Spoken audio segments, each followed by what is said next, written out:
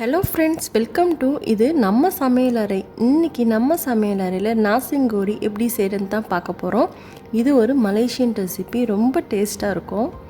இந்த ரெசிபி எப்படி செய்கிறதுன்னு பார்க்குறதுக்கு முன்னாடி மறக்காமல் நம்மளோட சேனலை சப்ஸ்கிரைப் பண்ணிடுங்க, கூட இருக்கிற பெல் ஐக்கானையும் ப்ரெஸ் பண்ணிடுங்க.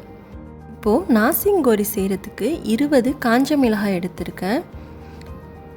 இந்த மிளகாயில் இருக்கிற உள்ளார இருக்கிற சீட்ஸ் எல்லாம் கட் பண்ணி எடுத்துடணும். மேலே இருக்கிற ஸ்கின் மட்டும் தான் நம்மளுக்கு யூஸ் ஆகும். இப்போது இந்த மாதிரி கட் பண்ணிவிட்டு உள்ளார இருக்கிற சீட்ஸ்லாம் ரிமூவ் பண்ணிவிட்டு இந்த மேலே இருக்கிற ஸ்கின்னை மட்டும் யூஸ் பண்ணிக்கணும். இதே மாதிரி எல்லா மிளகாவையும் கட் பண்ணிவிட்டு எடுத்துக்கிறேன்.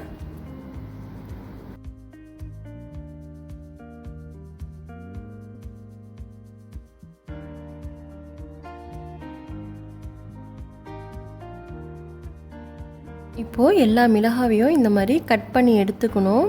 இந்த சீட்ஸ் நம்மளுக்கு தேவையில்லை. இப்போது கட் பண்ண இந்த மிளகாயில் நல்லா சூடான தண்ணி ஒரு கிளாஸ் ஆட் பண்ணுறேன். தண்ணி நல்லா சூடாக இருக்கணும். தண்ணி சேர்த்துட்டு 4லேருந்து 5 மணி நேரம் நல்லா ஊற வச்சு எடுத்துக்கோங்க. அப்போ தான் உங்களுக்கு மிளகாய் நல்லா சாஃப்டாகும்.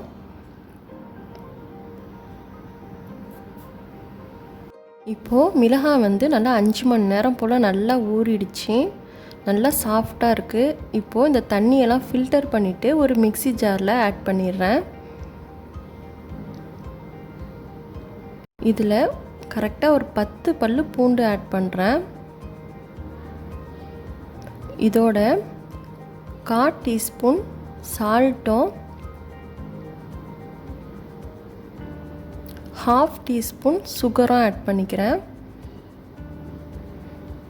சேர்த்துட்டு இதோட 2 டேபிள் ஸ்பூன் ஆயில் சேர்த்து இதை நல்லா ஒரு பேஸ்ட் மாதிரி அரைச்சி எடுத்துக்கணும். பாருங்கள், இந்த மாதிரி அரைச்சி எடுத்துக்கணும். பேஸ்ட்டு அரைச்சி ரெடி ஆனதுக்கப்புறமா இதுக்கு என்னென்ன திங்ஸ் தேவைன்னு பார்க்கலாம். இது நெத்திலி கருவாடு, இது ஒரு கைப்பிடி அளவு எடுத்திருக்கேன். இது ஆல்ரெடி வாஷ் பண்ணிவிட்டு ட்ரை பண்ண கருவாடு தான். இது ஒரு கைப்பிடி அளவு எடுத்துக்கணும். முட்டை 1 எடுத்திருக்கேன். இதுக்கு என்னென்ன வெஜிடபிள் தேவைன்னு பார்க்கலாம். ஒரு மீடியம் சைஸ் ஆனியனும் ஒரு தக்காளியை நைஸாக சாப் பண்ணி எடுத்திருக்கேன். ஒரு பச்சை மிளகாய், ஒரு பழுத்த மிளகாய் எடுத்திருக்கேன். ஒரு கைப்பிடி அளவு முட்டைக்கோசையும் கேரட்டும் நைஸாக திருவி எடுத்திருக்கேன். ரைஸ் 1 கப் எடுத்திருக்கேன். ரைஸ் நீங்கள் புதுசாக குக் பண்ணிவிட்டு யூஸ் பண்ணணும்னு அவசியம் இல்லை. லெஃப்ட் ஓவர் ரைஸ் இருந்தால் அதே யூஸ் பண்ணிக்கோங்க, அதுதான் பெஸ்ட்டாக இருக்கும். சாப்பாடு நல்லா ஆறி இருக்கணும். எல்லா திங்ஸும் ரெடி ஆனதுக்கு அப்புறமா ஸ்டவ் ஆன் பண்ணிவிட்டு ஒரு பேன் வச்சுக்கிறேன். பேன் ஹீட் ஆனோன்னா 1 டேபிள் ஸ்பூன் ஆயில் சேர்த்துட்டு கட் பண்ணி வச்சுருக்க வெங்காயத்தை ஃபஸ்ட்டு ஆட் பண்ணிக்கணும். வெங்காயம் ஆட் பண்ணிவிட்டு இதை லைட்டாக வதக்கி விட்டுக்கணும். ரொம்ப நேரம் வெங்காயம் வதங்க வேணாம், ஒரு நிமிஷம் போல் வதக்கி விட்டால் போதும். வெங்காயம் இந்த அளவுக்கு வதங்கினதுக்கு அப்புறமா கட் பண்ணி வச்சுருக்க தக்காளியும் பச்சை மிளகாவையும் இதில் ஆட் பண்ணிக்கிறேன். பழுத்த மிளகாய் உங்ககிட்ட இல்லைனாலும் ஒன்றும் பிரச்சனை இல்லை, பச்சை மிளகாய் மட்டும் ஆட் பண்ணிக்கோங்க. நான் கொஞ்சம் கலர்ஃபுல்லாக இருக்கும்னு சொல்லிவிட்டு நான் 2மே ஆட் பண்ணியிருக்கேன்.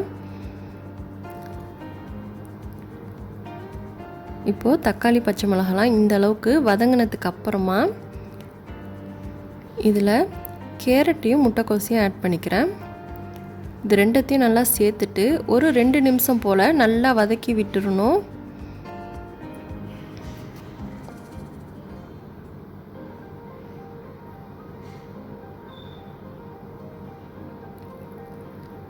இப்போது கேரட் முட்டைக்கோஸ்லாம் இந்த அளவுக்கு வதங்கினதுக்கு அப்புறமா ஏற்கனவே எடுத்து வச்சுருந்த நெத்திலி கருவாடை பாதி அளவுக்கு வாஷ் பண்ணிவிட்டு ஒரு உரலில் போட்டு நல்லா தட்டிட்டு இந்த ஸ்டேஜில் சேர்த்துக்கோங்க. இப்போது நெத்திலி கருவாடு சேர்த்துட்டு இதை நல்லா ஒன்ஸ் மிக்ஸ் பண்ணி விட்டுடணும். உங்களுக்கு நெத்திலி கருவாடு சேர்க்க பிடிக்கலைன்னா இந்த ஸ்டேஜில் நீங்கள் சிக்கன் கூட ஆட் பண்ணிக்கலாம். இப்போது நல்லா மிக்ஸ் பண்ணதுக்கு அப்புறமா இதில் ஏற்கனவே அரைச்சி வச்சுருந்த மிளகா பேஸ்ட்டை 2 டேபிள் ஸ்பூன் சேர்த்துக்கிறேன். 2லேருந்து 3 டேபிள் ஸ்பூன் சேர்த்துக்கலாம். நான் 2 டேபிள் ஸ்பூன் அளவுக்கு சேர்த்துருக்கேன். மிளகா பேஸ்ட்டு சேர்த்துட்டு ஒன்ஸ் நல்லா மிக்ஸ் பண்ணி விட்டுடணும். மிக்ஸ் பண்ணிவிட்டு இதில் ஒரே ஒரு முட்டை சேர்த்துக்கிறேன். 1லேருந்து 2 முட்டை கூட சேர்த்துக்கலாம். நீங்கள் சேர்க்குற ரைஸை பொறுத்து நீங்கள் முட்டையை அதிகப்படுத்திக்கலாம். நான் 1 முட்டை சேர்த்துருக்கேன். இதுக்கு தேவையான அளவுக்கு உப்பு சேர்த்துட்டு இந்த முட்டையை லைட்டாக கொத்திட்டு எல்லாத்தையும் ஒன்று சேர்த்துடணும். உப்பு சேர்க்கும் போது கவனமாக சேர்க்கணும். நான் சாப்பாட்லேயும் கொஞ்சம் உப்பு சேர்த்து தான் வடிச்சிருக்கேன். மிளகா பேஸ்ட்லேயே நம்ம உப்பு சேர்த்து தான் அரைச்சிருக்கோம். அதனால் உப்பு சேர்க்கும் போது கொஞ்சம் கவனமாக சேர்க்கணும். இப்போ ஒன்ஸ் எல்லாத்தையும் ஈவனாக மிக்ஸ் பண்ணிவிட்டு குக் பண்ணி வச்சுருக்க ரைஸை இதில் ஆட் பண்ணிவிட்டு மிக்ஸ் பண்ணால் ரெடி ஆகிடும். இப்போது இதில் ரைஸ் ஆட் பண்ணிடுறேன். ரைஸ் ஆட் பண்ணிவிட்டு ஈவனாக எல்லா சைடும் மிக்ஸ் பண்ணி விட்டுடணும்.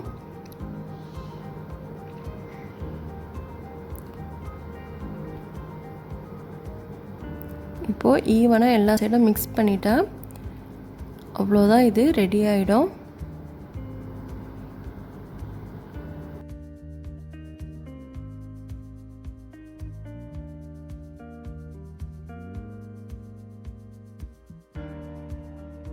எல்லா சைடும் ஈவனாக மிக்ஸ் பண்ணதுக்கப்புறமா இதில் 1 டீஸ்பூன் சோயா சாஸ் ஆட் பண்ணுறேன். சாஸ் ஆட் பண்ணிவிட்டு இதை ஒன்ஸ் நல்லா மிக்ஸ் பண்ணி விட்டுருங்க. அவ்வளோதான், நாசிங்கோரி ரெடி ஆகிடுச்சு. கண்டிப்பாக உங்கள் வீட்லேயும் ட்ரை பண்ணி பாருங்கள். ரைஸ் லெஃப்ட் ஓவர் ஆகிட்டால் கண்டிப்பாக ஒரு டிஃப்ரெண்ட்டான ஃப்ரைட் ரைஸ் செஞ்சு பாருங்கள். ரொம்ப டேஸ்ட்டாக இருக்கும்.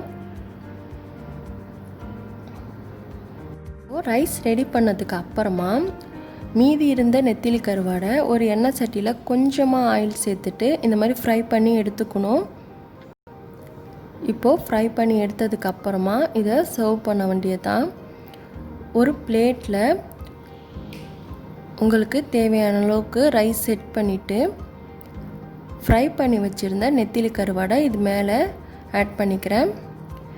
இந்த மாதிரி நீங்கள் ஃப்ரை பண்ணி ஆட் பண்ணுறதுனால நம்ம இந்த ரைஸோடு சேர்த்து சாப்பிடும்போது ரொம்ப டேஸ்ட்டாக இருக்கும். கண்டிப்பாக ஒரு தடவை இந்த மாதிரி ட்ரை பண்ணி பாருங்கள். இந்த கருவாடை ஆட் பண்ணதுக்கப்புறமா ஒரே ஒரு எக் ஆம்லேட்டை இது மேலே வச்சிடுறேன். அவ்வளோதான், நாசிங்கோரி ரொம்ப சூப்பராக ரெடி ஆகிடுச்சு. கண்டிப்பாக உங்கள் வீட்டில் இன்றைக்கே ட்ரை பண்ணி பாருங்கள். ரொம்ப ரொம்ப டேஸ்ட்டாக இருக்கும். இந்த ரெசிபி உங்களுக்கு பிடிச்சிருந்துச்சின்னா மறக்காமல் நம்மளோட சேனலை சப்ஸ்கிரைப் பண்ணிடுங்க. கூட இருக்கிற பெல் ஐக்கானையும் ப்ரெஸ் பண்ணிடுங்க. லைக் பண்ணுங்கள், ஷேர் பண்ணுங்கள், கமெண்ட் பண்ணுங்கள். தேங்க்யூ.